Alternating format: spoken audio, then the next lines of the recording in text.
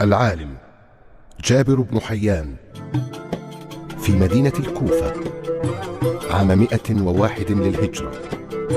رزق تاجر العطارة والأعشاب حيان بن عبد الله الأزدي بولد أسماه جابر. ونشأ جابر بن حيان بين الأعشاب والتركيبات الدوائية، وكان لهذه النشأة دور في تحديد ما سيصبح عليه جابر فيما بعد. ضع مقدارا واحدا من هذه الأوراق بعد طحنها مع 4 مقادير من هذه الحبوب، واخلط المزيج مع مقدارين من هذا الزيت. وهل ستطول فترة العلاج؟ الله أعلم، ولكن أتمنى أن تنتهي آلام بطنك خلال أيام قليلة إن انتظمت في تناول جرعتين يوميا من هذه التركيبة. جزاك الله خيرا يا سيدي، وجعل شفائي على يدك. شفاك الله وعافاك وأزاح عنك المرض. جابر، يا جابر. أنا هنا يا أبي. ما هذا؟ لم أنتبه لوجودك. لأنني كنت صامتا دون أن أصدر أي صوت. كنت تستمع إلي كعادتك. نعم، وعندي سؤال. كعادتك أيضا. سل يا بني. لماذا حددت للرجل مقدارا من مسحوق الأوراق ومقدارين من الزيت و3 مقادير من الحبوب؟ لقد حفظت التركيبة إذن. نعم، ولكن أريد أن أفهم السر في عدد المقادير. سأخبرك يا جابر. هذه الأوراق والأعشاب والحبوب لها فوائد مختلفة للإنسان.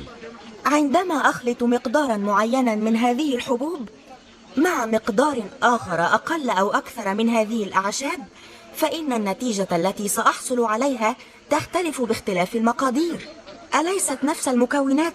ما الفرق إذن؟ لأن تأثير كل مكون من هذه المكونات على الجسم يختلف عن تأثير المكون الآخر. أنا لا أفهم، اشرح لي يا أبي.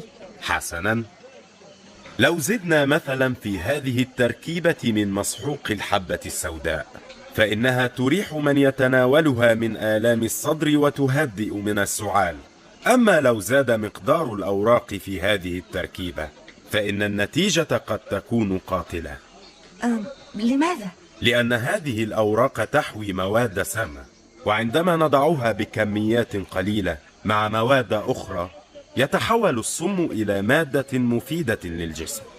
أما لو زادت نسبة الأوراق فإن نسبة السم تزيد، وقد يؤدي تناول جرعة واحدة من هذه التركيبة إلى خطر الموت. أحسنت يا جابر، ها قد بدأت تفهم أسرار الأعشاب والأدوية. والآن هيا ساعدني في نقل هذه الصناديق إلى المخزن. أثرت على جابر البيئة التي أحاطت به في طفولته، وأيقظت في داخله شيئا سيغير حياته إلى الأبد.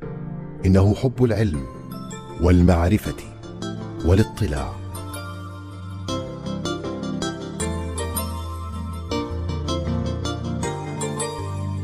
وبدأ جابر بن حيان في السير على الطريق الذي خططه لنفسه.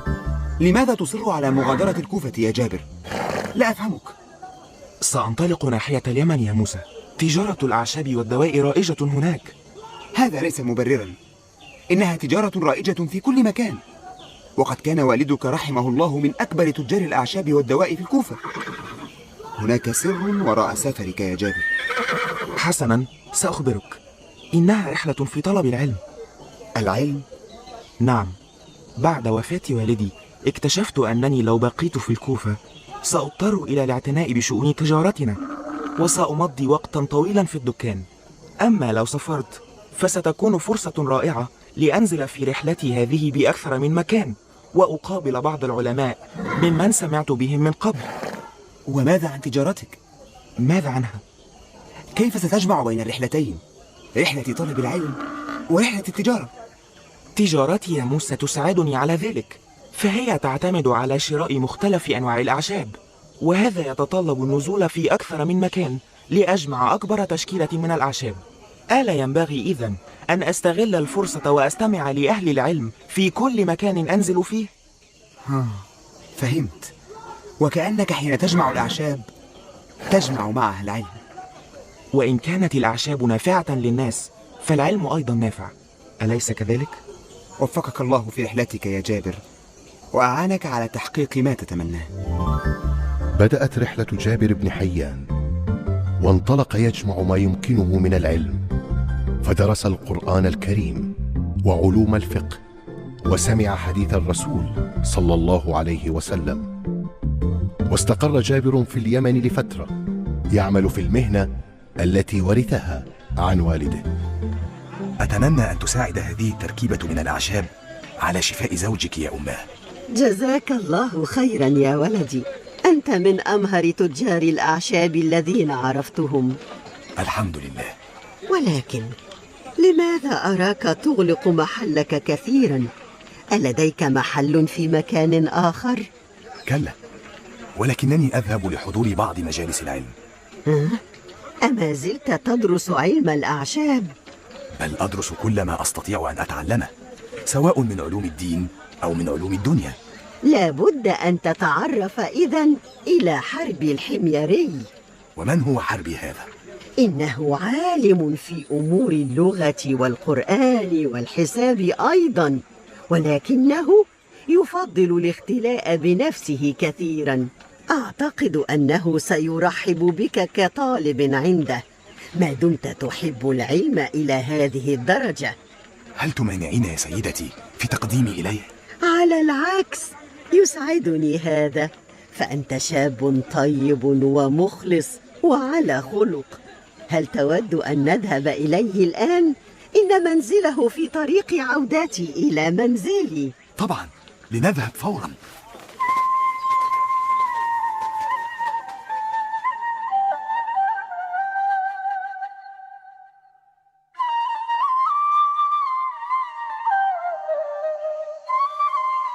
أي علم من العلوم إذن تفضل يا جابر؟ كل العلوم يا سيدي حربي، فإنني أرى أن العلوم متصلة ببعضها البعض، ولا بد لطالب العلم أن يلم بكل ما يمكنه الإلمام به من علوم. إجابة جيدة. حسنا، أعتقد أن أمامنا الكثير لنتعلمه. هل تعرف شيئا عن علوم الحساب؟ قليلا مما تمكنت من الحصول عليه أثناء ترحالي ومقابلتي لمختلف العلماء. معلومات جيدة، لا بأس بها كبداية. ينبغي إذن أن نبدأ بتعلم المزيد عن الحساب. أخذ جابر عن معلمه حربي الحميري بعضا من العلم الذي اعتمد عليه فيما بعد، ولكن كان هنالك علم بعينه يشغل تفكير جابر، وهو العلم الذي سيتخصص فيه ويبهر العالم كله بالنتائج التي توصل إليها بهذا العلم.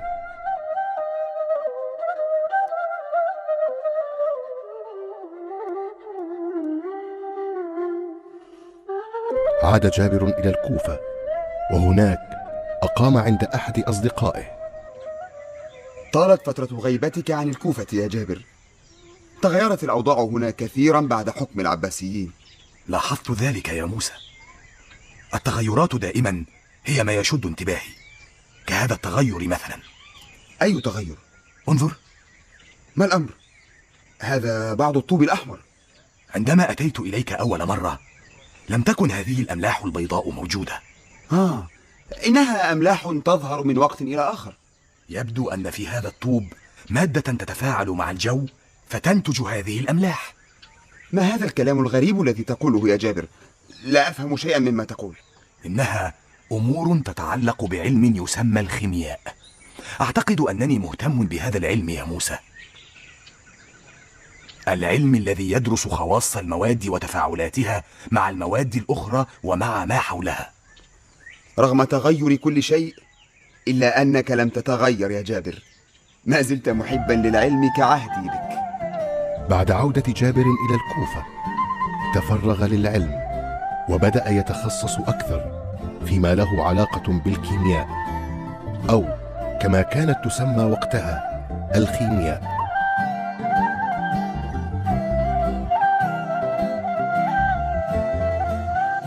تخصصك في تجارة الأعشاب سيساعدك في فهم المزيد من أسرار الخيمياء، وربما توصلت أنت إلى طريقة تحويل المعادن الرخيصة إلى ذهب. ليس هذا ما يشغلني. الخيمياء علم مهم قد يساعدنا في اكتشاف أمور نافعة للناس. وهل هناك ما يفيد الناس أكثر من تحويل التراب إلى ذهب؟ أعتقد أن هذه مجرد خرافة، فليس من المعقول أن يكون الأمر بهذه السهولة. كما أن هذا بالطبع ليس مفيدا للناس، فإن استطاع الناس تحويل التراب إلى ذهب فلن يعملوا، فسيصبح بإمكان أي شخص أن يحصل على ثروة دون عناء. تحليل سليم. توقف الناس عن العمل سيصيب المجتمع كله بالشلل. لا أظن أن هناك علما يمكن أن يؤدي إلى نتيجة كهذه.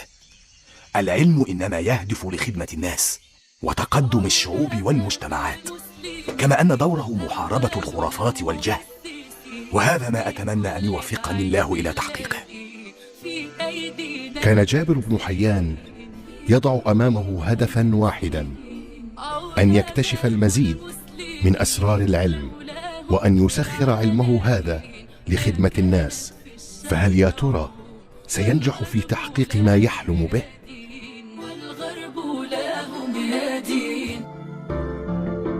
رغم أن جابر بن حيان تخصص في الكيمياء، إلا أن عمله في تحضير الأدوية وإلمامه بعلم الأعشاب في بداية حياته جعله يمتهن الطب لبعض الوقت.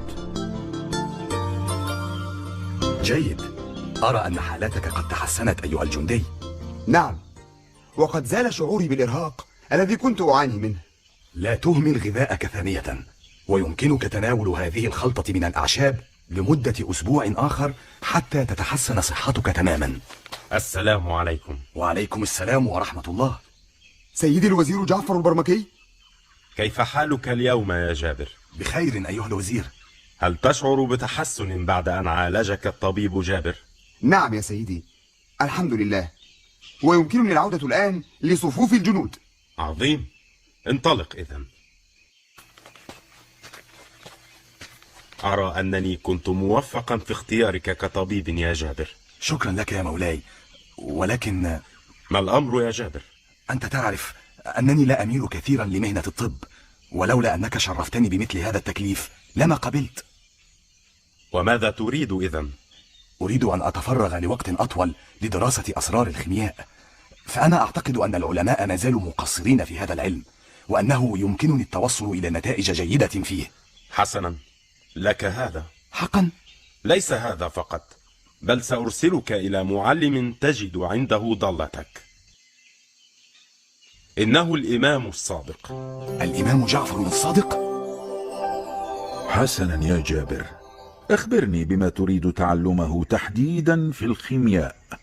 كل شيء يا إمام، أريد معرفة كل ما يتعلق بهذا العلم.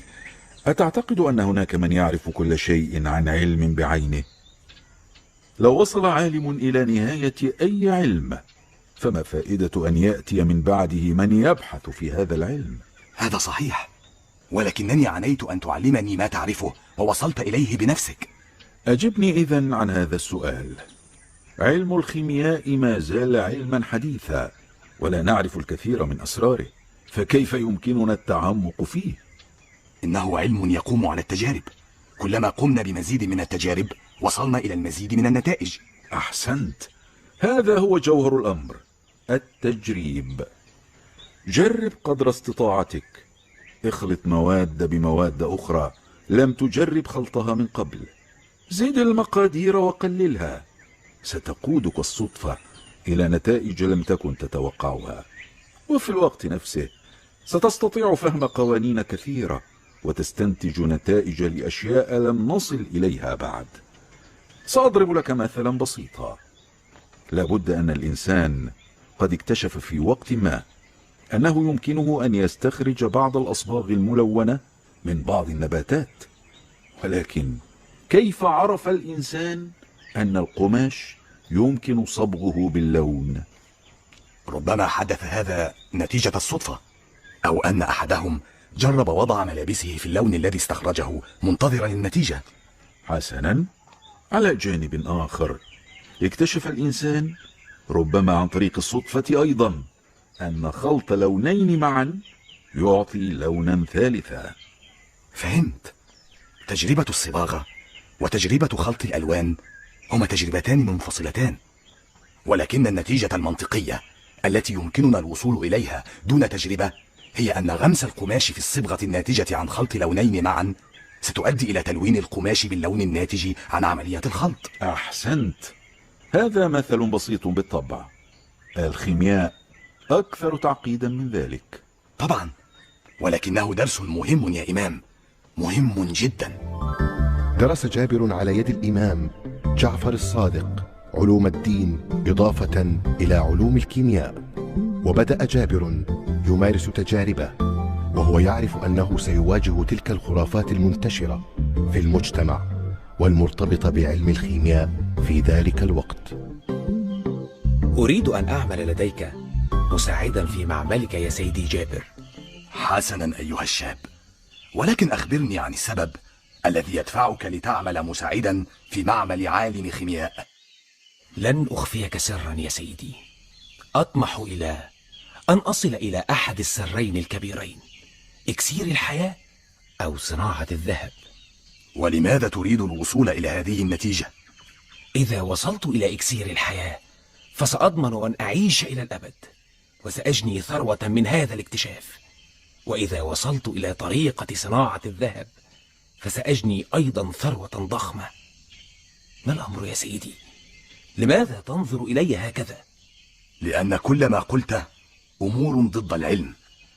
إنك تتحدث كتاجر أو بائع. العلم يا ولدي ليس وسيلة للكسب. ولكن علم الخيمياء يعمل على تحويل المعادن الرخيصة إلى معادن نفيسة. هذا ما يظنه الناس، ولكن حقيقة هذا العلم هو أنه يبحث في خواص المواد وكيف تؤثر وتتأثر ببعضها بعضا. انظر مثلا، هل ترى هذه القطعة النحاسية؟ نعم، وأرى أن الصدأ يعلوها. تماما. والآن انظر إلى ما سيحدث.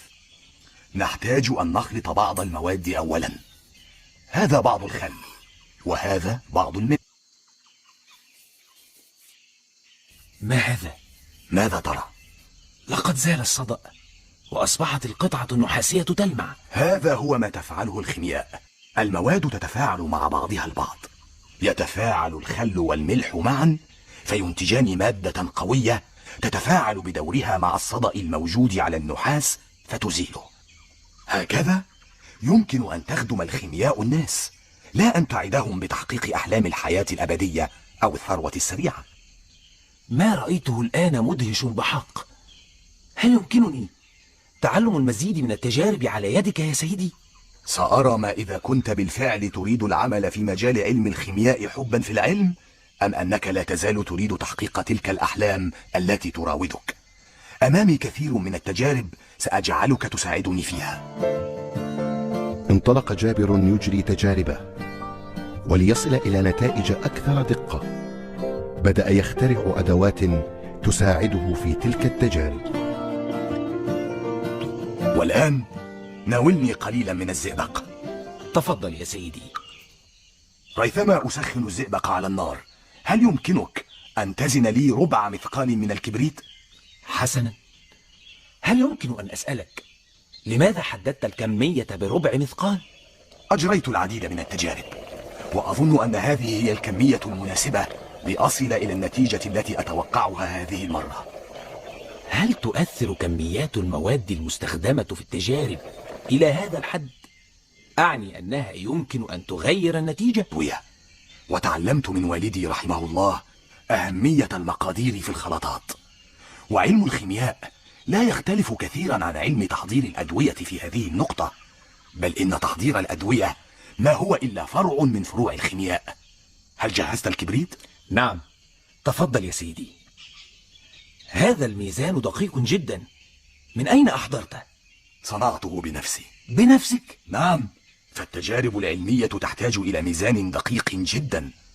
ليس هذا الميزان فقط، بل لقد اخترعت كثيرا من الأدوات التي تراها في هذا المعمل لتسهل علي تجاربي العلمية. أتعرف يا سيدي جابر، لقد بدأت أشعر بأهمية هذا العلم، ولم تعد تراودني تلك الأفكار المرتبطة بتحويل التراب إلى ذهب أو الوصول إلى إكسير الحياة. أعرف، وعندما تأكدت من رغبتك هذه قررت أن أجعلك مساعدي الأول في معملي. شكرا لك على هذه الفرصة العظيمة يا سيدي، شكرا لك. وتوصل جابر إلى نتائج مبهرة في علم الكيمياء، وقرر أن يطلع معلمه جعفرا الصادق على ما توصل إليه. تفضل يا إمام، هذا وصف للتجارب التي قمت بها. أشرح في وصف كل تجربة الخطوات بالتفصيل والنتائج التي توصلت إليها. أمر جيد. أتمنى أن تعطيني رأيك بصراحة في كل ما تقرأه يا إمام. ما هذا؟ ما الأمر؟ ذكرت هنا أنك توصلت إلى تركيب مادة الزنجفر. نعم. الزنجفر؟ ما هي هذه المادة؟ هي مادة توصلت لتصنيعها باستخدام نسب معينة من الزئبق والكبريت كما أشرح هنا، وهذا أمر أريد مناقشتك فيه يا إمام. تفضل، قل ما لديك. أعتقد يا إمام أن كل المواد التي نعرفها إنما تتكون من مزيج من الزئبق والكبريت، وبحسب نسبة كل من المادتين يختلف نوع المادة. هل أجريت تجاربك لتثبت صحة هذا الافتراض؟ طبعا، كما علمتني يا إمام، واكتشفت أن نسبة الزئبق والكبريت مع تغير العوامل المحيطة من حرارة أو برودة تؤثر في نوع المادة. لقد قرأت نظرية أرسطو الخاصة بالمواد، أليس كذلك؟ بلى، التي يقول فيها إن العناصر الأربعة المكونة للمواد هي الماء والتراب والهواء والنار. أتعرف أنك بتجاربك هذه قد أضفت لهما عنصرين جديدين؟ كما أنا فخور بك يا جابر، إنك تثبت يوما بعد يوم أن الكيمياء علم مهم وليست مجرد أوهام أو طريقة للكسب السريع كما يظن العامة. أتمنى أن يوفقني الله لأنشر هذا الفهم بين الناس.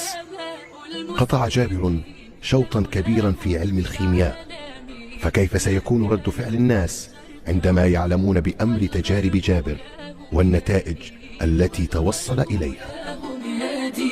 ازدادت شهرة جابر بن حيان كعالم في علوم الكيمياء، بل أصبح أشهر علماء الكيمياء في عصره، وأصبح لديه العديد من التلاميذ. وحينما يقوم العالم بأي تجربة علمية فلا بد أن يتبع عدة خطوات. الخطوة الأولى أن يستوحي العالم من مشاهداته لما يحدث حوله فرضية يفترضها ليفسر الظاهرة التي يشاهدها. مثلا، عندما نلاحظ السحاب الذي يملأ السماء نفترض أن حرارة الشمس تؤدي إلى تبخر مياه البحر، وبرودة الجو في الأعلى تؤدي إلى تشكل البخار في شكل سحاب. الخطوة الثانية أن يستنبط من مشاهداته نظرية يبني عليها ما يبحث فيه. في حالتنا هذه تكون النظرية هي أن الحرارة تساعد البخار في الصعود إلى الأعلى، بينما البرودة تحول البخار إلى سحاب ثم إلى ماء عن طريق الأمطار. الخطوة الثالثة أن يعود إلى الطبيعة ليرى هل تصدق نظريته أم لا. هذا إناء فيه ماء، وهذا أنبوب يتجمع فيه البخار الصاعد من عملية التسخين. إذن فالحرارة فعلا تساعد في صعود البخار إلى أعلى. هذا الجزء من الأنبوب ألصقنا به من جانبه بعض الثلج كما ترون لنجعله باردا.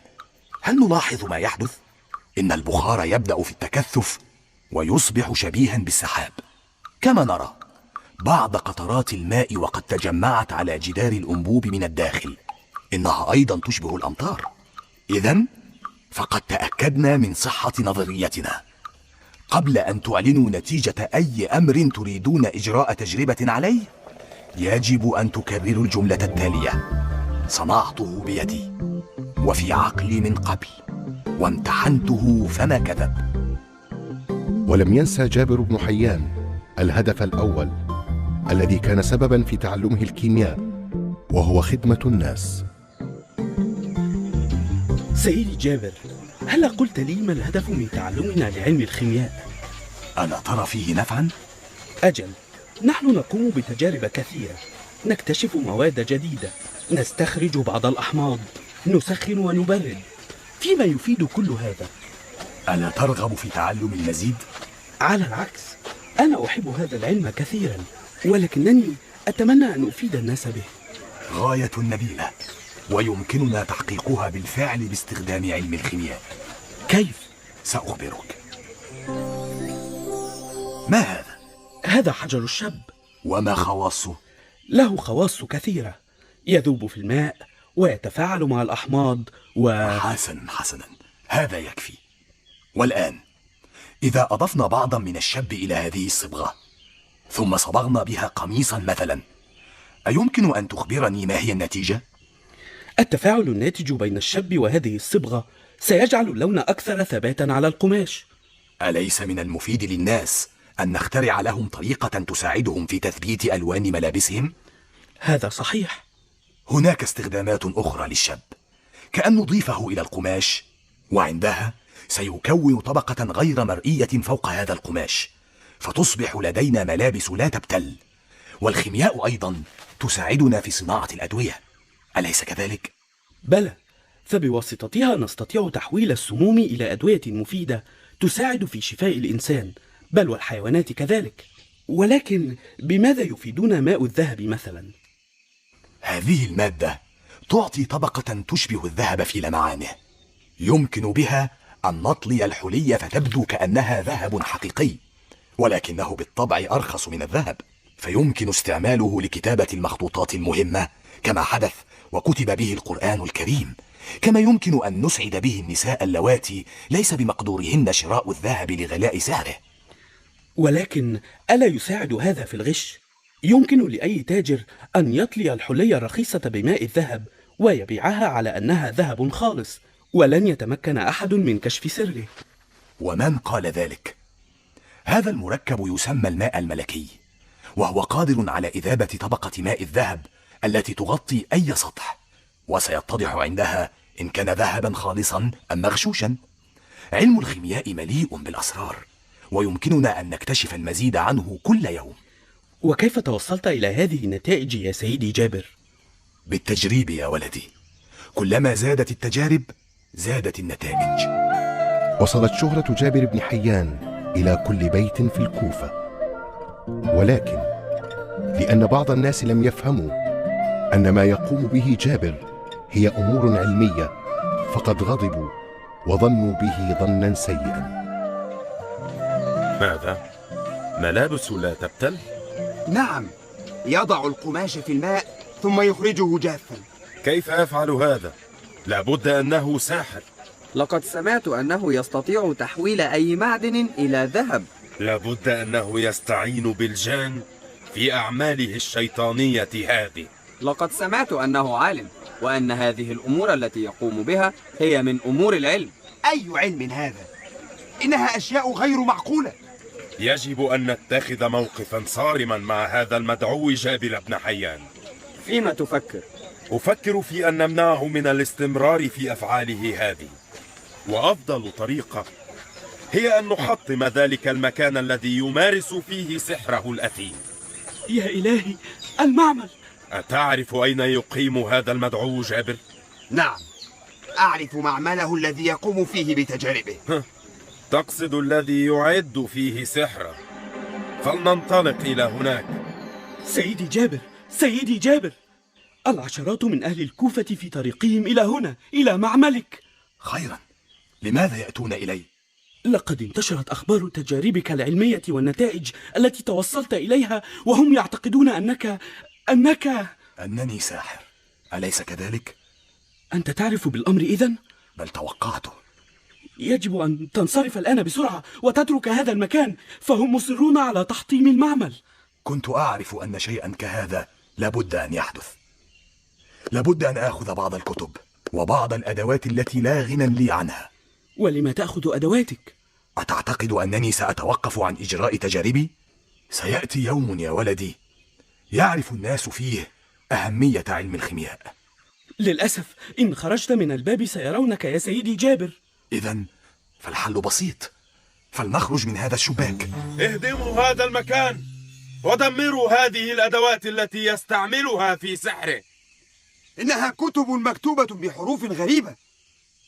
أحرقوها، لابد أنها كتب عن السحر. ولكن أين هو هذا الفاسد المفسد المدعو جابر؟ لا أثر له، لابد أنه عرف بقدومنا فهرب. لقد نجا هذه المرة، ولكنه لن ينجو في المرة القادمة. ورغم كل ما حدث فإن جابرا لم يستسلم، بل استمر يعمل في مكان آخر ويضع مؤلفاته ويلتقي بطلابه ويدرسه. أريد منكم أن تكتبوا ما سأمليه عليكم الآن. إنه كلام نظري، ولكنه مهم لكل من يريد التخصص في علم الخيمياء أو غيره من العلوم. إنها الوصية الجابرية، وهي وجهة نظري في الصفات التي يجب أن يتحلى بها صاحب التجربة العلمية.